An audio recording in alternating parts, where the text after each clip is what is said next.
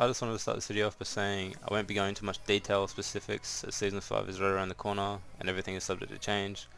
But that being said, one thing I don't think will change is the Mage's job. Now of course what I'm about to say isn't applicable to every scenario and every situation is different. I'm just trying to provide a general idea to what you should be doing as a Mage. Now the Mage has two main jobs: deal impactful damage and to peel, assist and work with your ADC. Now my sort of mentality and the mentality of my team is that the ADC's life is the only important one. This is because when the teamfight is done and your hunter is dead, it makes taking an objective extremely difficult, and the objective is what is important. Now the Mage should always be playing alongside the ADC. They should be in a position to assist and peel for each other at all times, and the Mage is there to help burn the same target, but never on top of each other. If both carries are taking damage from the same source, in most cases you will lose the fight. For example, something like this should never happen. Worst case scenario should be that only one of them gets the combo, not both.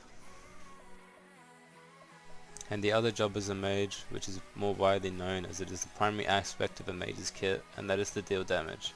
And this idea of impactful damage needs to get the most value from your damage. Most team fights you will only get 1, maybe 2 rounds of abilities off, so you want to make the most impact with the damage available to you. This requires an in-depth understanding of team comps and power spikes.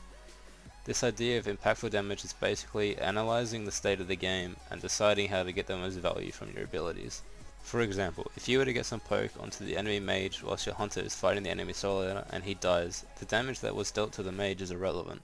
But if the damage was used to assist and peel for your ADC so that the enemy solo laner is either poked or even dies, and your ADC is able to stay healthy, it will have a much larger impact on the outcome of the fight. But this goes both ways. If your ADC is able to take the trade with the enemy solo laner and stay safe and healthy whilst you put the damage into the enemy Mage, which then allows one of your frontline to clean up the kill, it is going to have a much larger impact on the fight. So this really requires an in-depth understanding of power spikes and how to best utilize the damage available to you. Thanks for watching. This is just my perspective and how I think about my job as a Mage. Hopefully this helps a few people develop themselves and their teams as we head into Season 5. Oh, and of course, if your team ever gets an objective stolen whilst you're there, you're bad and you should feel bad, but that's for another video.